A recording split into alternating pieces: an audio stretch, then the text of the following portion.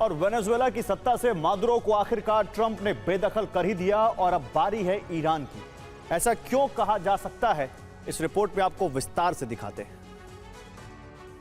रूस और चीन का समर्थन प्राप्त वेनेजुएला के राष्ट्रपति मादुरो का हश्र ऐसा होगा, किसने सोचा था।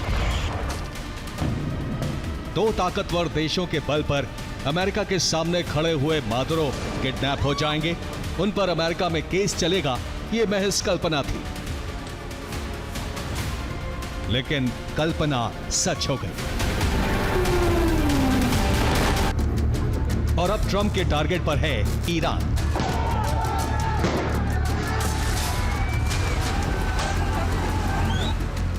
वो ईरान जिस पर ट्रंप की पहले से नजर है, वो ईरान जो इस समय विद्रोह की आग में जल रहा है।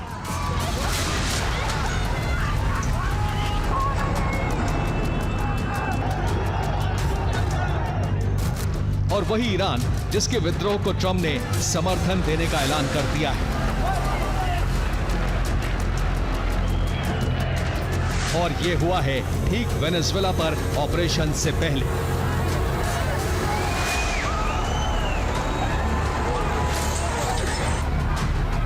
जिसके बाद टारगेट ईरान होने के संकेत भी जारी हो गए। इस बयान का मतलब है कि ईरान अब भी ट्रंप का प्रस्ताव स्वीकार करता है तो बिना जंग के अमेरिका उसे उपनिवेश बना लेगा, और प्रस्ताव अस्वीकार है तो जनवरी महीने में ही ईरान में बारूदी तबाही मचेगी।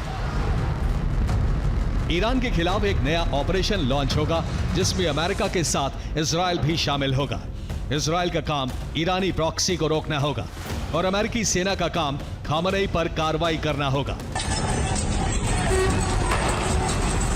जिसमें मददगार होंगे ईरान के वो विद्रोही जिन्होंने पहले ही खामनेई के खिलाफ मोर्चा खोल रखा है और विद्रोह आक्रामकता की चरम सीमा तक पहुंच रहा है। बतौर सबूत उत्तर पूर्वी ईरान के बोजनोट शहर के इस वीडियो को देखिए, जिसमें IRGC प्रदर्शनकारियों के खिलाफ कार्रवाई कर रहे हैं। अब तस्वीर मरकजी प्रांत महलात शहर की देखिए, जहां प्रदर्शनकारियों ने पुलिस बूथ में ही आग लगा दी। इससे भी बड़ा खतरा ईरान के सबसे बड़े शहर इस्फहान पर मंडरा रहा है, जहां प्रदर्शनकारियों पर गोलीबारी हो रही है। यही नहीं, शिराज शहर पर प्रदर्शनकारियों के इस हमले को देखकर ईरान के भविष्य पर गहरा रहे संकट का अनुमान लगाया जा सकता है। इसका सीधा मतलब है कि प्रदर्शनकारियों को अमेरिका ने जिस शर्त पर समर्थन दिया है वो ईरान के सुरक्षा बलों की गलती से पूरी हो रही है।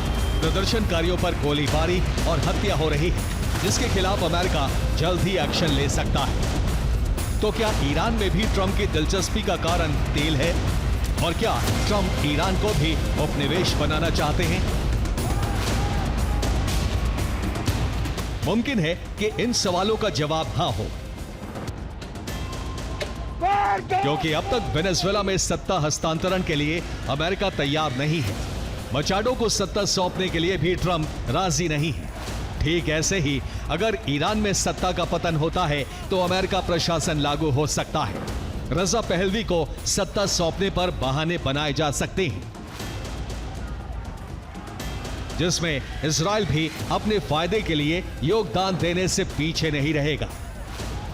Bureau report, TV9 Bharatvarsh.